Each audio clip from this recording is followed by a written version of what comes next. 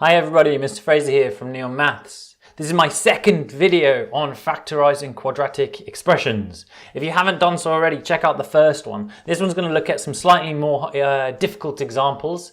Specifically, what we do when the number before x squared, the coefficient, is a different number to 1.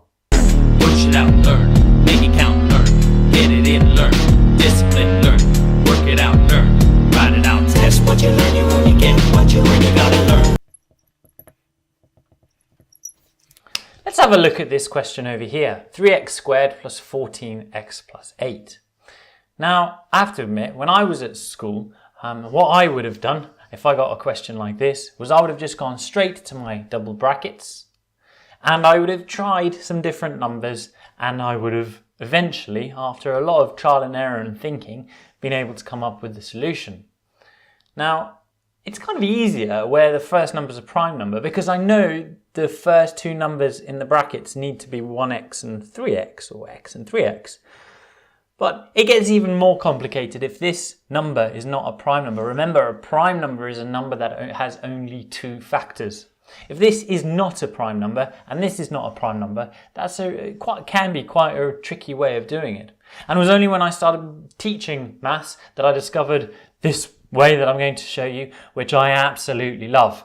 It does take a little bit more practice. At first you're going to possibly think it's a lot of work, but when you get used to it and understand what you're doing and how to do it, it's not that hard at all.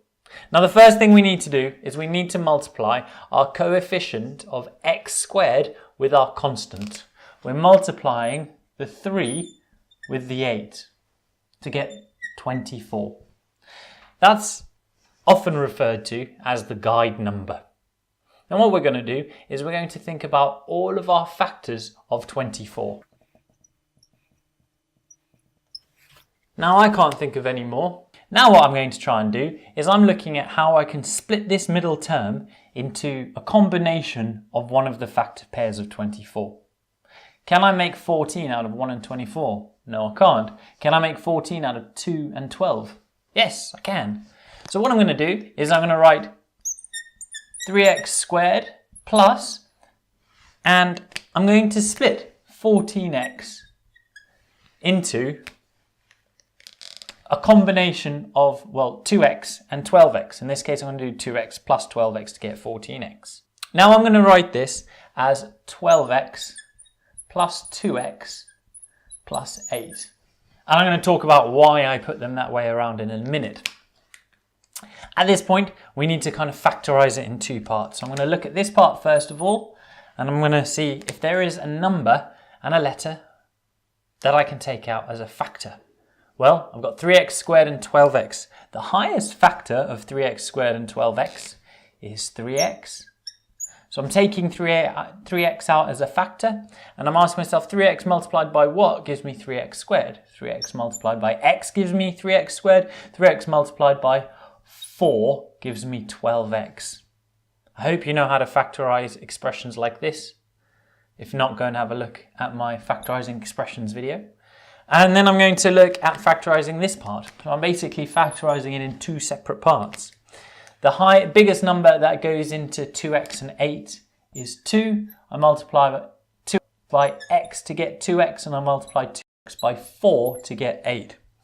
Now, can you see why I wrote it as 12x plus 2 instead of 2x plus 12, which is what I would have got if I just copied it from there to there?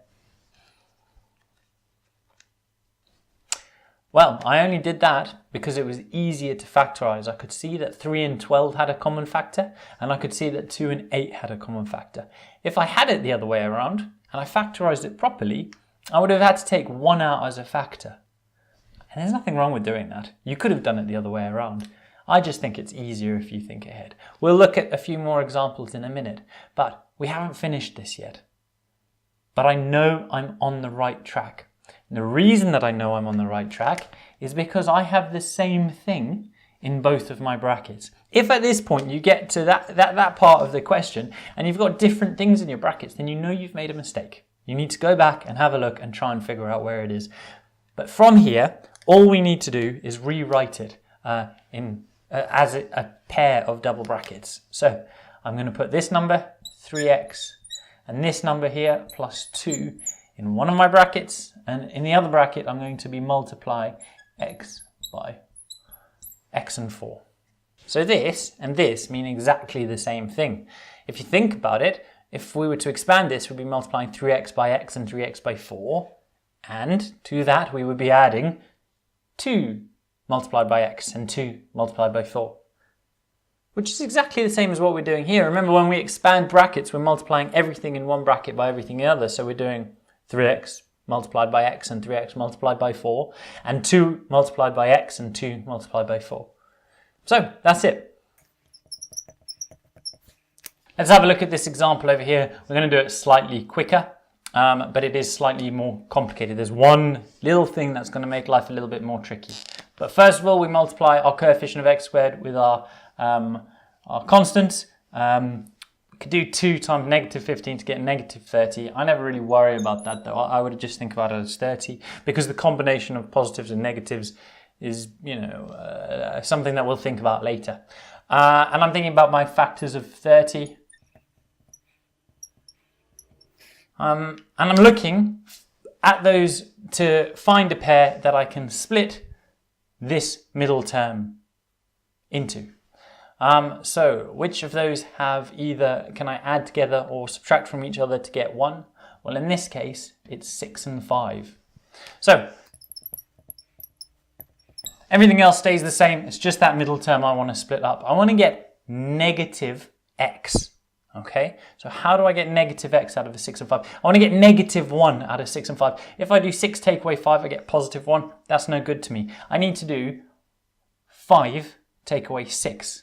So I need negative 6 and a positive 5. And if you think about it, when we multiply those together, we still get negative 30. So yep, that's kind of what we can think about. Okay, so once again, I'm going to think ahead. How is the best way for me to write this? Should I write it as negative 6x plus 5x or plus 5x negative 6x? Well, 6 and 2 share a factor, 5 and 15 share a factor. So I'm going to write it this way around. Negative 6x plus 5x. Notice that there's actually no difference in these two equations. I've just written it in a slightly different way. Instead of writing negative x, I've written negative 6x plus 5x. Now I'm going to factorize it in 2 parts.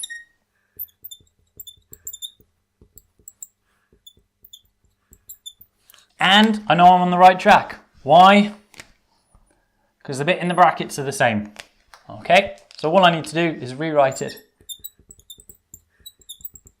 like that. Okay, I've factorized 2x squared minus x minus 15 into this. And that's how to factorize quadratic expressions where the coefficient of x squared is bigger than 1. I hope you found it useful. Please subscribe to my channel.